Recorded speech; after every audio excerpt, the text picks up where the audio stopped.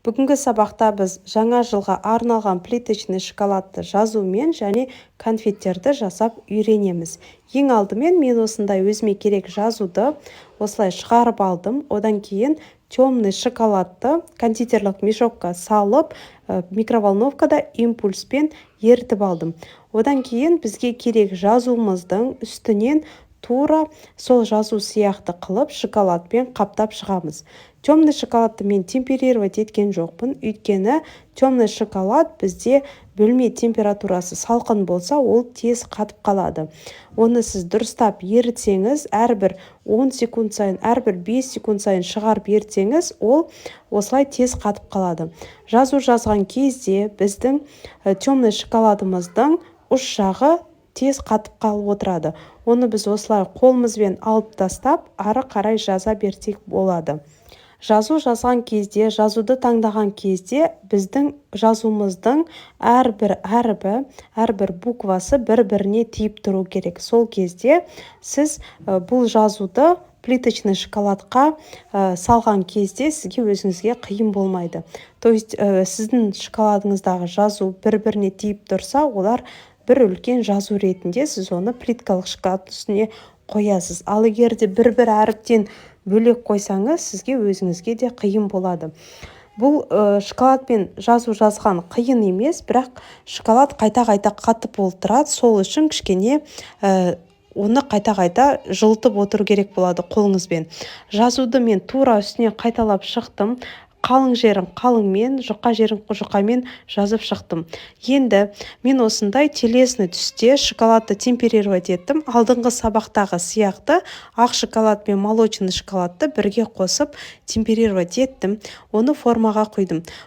Плиточный шоколадқа арналған формалардың түр-түрі өте көп. Ол силиконовый, поликарбонатный, немесе пластикалық формалар. Мен сіздерге өзіме ыңғайлы силиконовый форманы көрсеткім келіп отыр. Міне қараңыздар, біздің жазуымызды тоңазытқышқа алып қойдық. Ол жазу қатып қалды. Енді біз оны пленкадан пышақтың ұшымен ақырындап, абайлап сындырмай алып аламыз. Менің жазуым 2-ге сынып қалды. Енді оны осындай шипцемен ұстап, ақырындап біздің плиточный шоколадымыздың үстіне қоямыз. Сіз жазуыңыз қай жерде тұрғанын қалайсыз, сол жерге біз жазуымызды қоятын боламыз. Менің жазуым кішкене үлкендеу болып кетті, сондықтан мен оның бас жағындағы әріптерін кішкене биігірек орнаттым. Енді барлық буквалар сыйсын деп, мен олардың барлығын бір-біріне орындарын кішкене жылжытып, енді қазір шоколадты түзулейтін боламын. То есть біз тақтайшаны ақырындап қозғалтамыз, сол кезде біздің жазуларымыз әрбір буквасы, әрбір әрібі өз орнына тұратын болады. Менің бөлмемнің іші салқындау болғандықтан шоколадым тез қоюланып кетті. Сондықтан әрбір жерге осы жазуым тиген жерлері осындай грубый, әдемі емес болып қалды. Оларды мен зубочисткамен ақырындап жөндеп қойдым, жаңа көрдіңіздер. Енді плиточный шоколадымызды әсемдейтін боламыз. Ең бірінші қойғаным қара, ол бізде сублимированный қарақат. Оның қызыл түрі болады және қара түрі болады. Осындай қара түрі әрбір плитканы әсемдегенде өте әдемі көрінеді. Екіншісі, ол бізде сублимированный малина, цельный түрі болады және кусочки болады. Осындай цельный түрін қолдансаңыз, плиточный шоколадтарда өте әдемі көрінеді. Және мен алдын ала темперированный шоколадты осындай жаңа жылдық формаларға құйып қойған болатынмын. Сол біздің шоколадный элементтермен де әсемдеп шығатын боламыз. Әрбір сублимированный ягодаларды, әрбір осындай шоколадтан жасаған элементтерді бір-біріне жақын орнатамыз. Одан кейін мен осындай тыквенный семечкалардан, яғни тыкваның асқабақтың дәнінен мен осындай шыршаның бір сабағын жасайтын боламын. Әрбір тыквенный семечканы мен шет жағынан қырындатып, осы шоколадтың үстіне қоятын боламын. Қарап отырсаңыздар, бұл техниканың барлығы оңай. Негізі, егер де сіздің плиточный шоколадыңыз әлі кішкене қоюланбай тұрса, шоколадыңыз осындай элементтерді, яғни тыквенный семечкадан осындай бізде елочканы жасау кішкене қиындау болады, сондықтан кішкене шоколадыңыз қоюланғанша тоса тұрып, одан кейін өстіп қырындатып қойсаңыздар, барлығы әдемі және жинақы болып көрініп тұрады. Қараңыз, менің шоколадым қоюланды, сондықтан әрбір дәнін қойған кезде ол өз орнына қозғалмай, өз формасын жақсы ұстап тұр. Яғни менің шоколадым қоюланып кеткендіктен. Енді посыпкаларды қолдандым, және ақ түсті және осындай серебристый кондитерлік посыпкалар. Үлкен посыпкаларды мен әрдайым бір-біріне жақынырақ 3-3-тен 4-4-тен осылай қойып шығамын. Ал кішкентай посыпкаларды осылай сеуіп шықса болады. Қатты көп посыпка сеппеңіздер, жан-жаққа шашып тастамаңыздар. Лучше бір-біріне жақынырақ ашық жерлеріне жауып шықсаңыз, сізде әрбір неңіз, композицияңыз жинақы және әдемі болып шығады.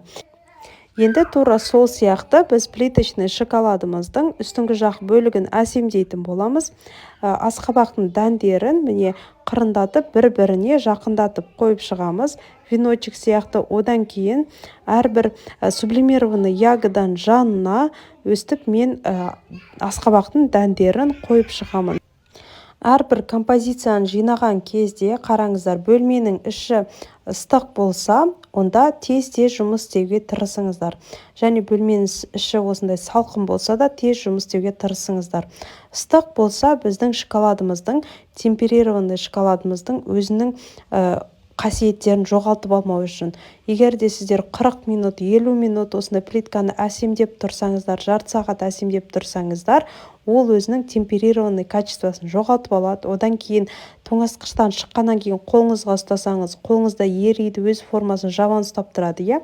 Ал егер де салқын жерде әсемдесеңіз, тез қатып қалады. Яғни сіз бас жағын әсемдегенше уже сіздің шоколадыңыз қатып қалады да, басқа элементтермен сіз әсемдеп үлгере алмайсыз. Сондықтан өстіп әсемдеген кезде максимально тез-тез жұмыс істеп үйреніп алуларыңыз керек. Енді қараңыз, кішкентай посыпкалар бізде жаман ұсталынып тұрғандықтан мен оның үстінен осылай басып шықтым. Енді осындай кондитерлік магазинде осындай блесктар сатады. Шоколад қатпай тұрып біз осылай үстіне сепсек, ол бізде қар сияқты әдемі болып көрінеді. Егер де шоколад кепкеннен кейін оны жақсақ, ол жай ғана бір оттенок қана беріп тұрады. Ал қазір бізде ол қар сияқты әдемі болып көрінеді.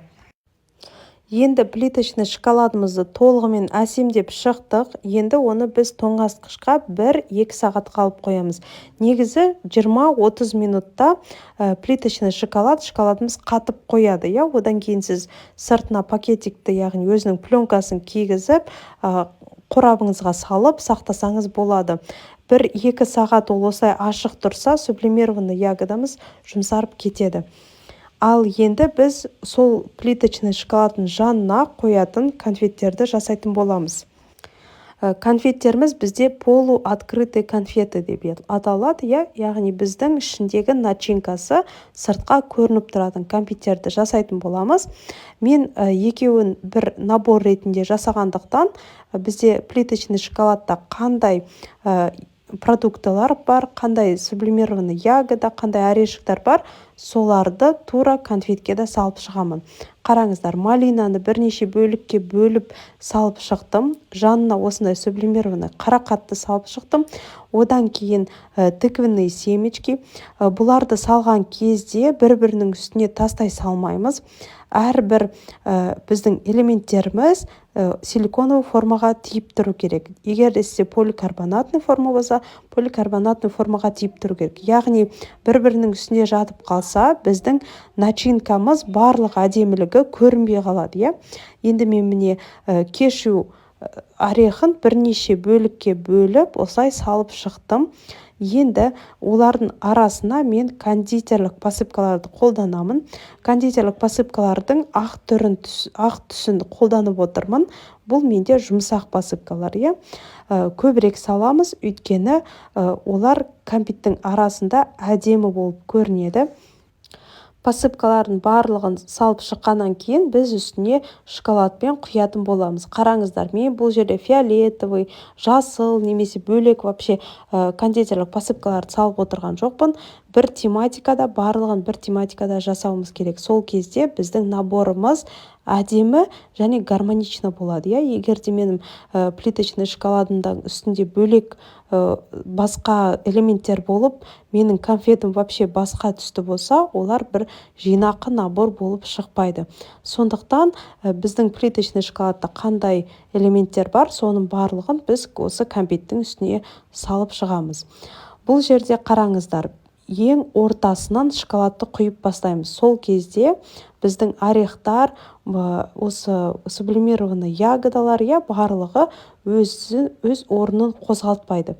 Егер де біз шет жағынан құйып бастасақ, олар орындарын осылай қозғалтып жібереді. Сондықтан ең бірінші біз шоколадты ақырындап осы сублимированный малина орехтардың үстінен өстіп басып шығамыз. Енді олардың барлығы шоколадқа жабысу үшін осылай ақырындап соғып шығамыз. Арасындағы ауаларын шығаратын боламыз. Енді оларды да тоңазытқышқа алып қоямыз. Міне біздің кәмпиттеріміз дайын болды. Әрдайым осындай силиконовый формада жасалған кәмпиттер бізде матовый болып шығады. Ал егер де поликарбонатный болса, олар прям блестеть етіп әдемі болып шығады. Бұлар да әдемі шықты. Енді біз оны кондуринмен осындай брызги, яғни тамшылар жасап шығамыз. Жаңа жылдық болғандықтан кішкене новогодний настроение беретіндей, осындай алтын түсті немесе серебристый түсті кондуринге спиртті қосып, осындай жидкий кондуринмен өстіп тамшыларды жасап шығамыз.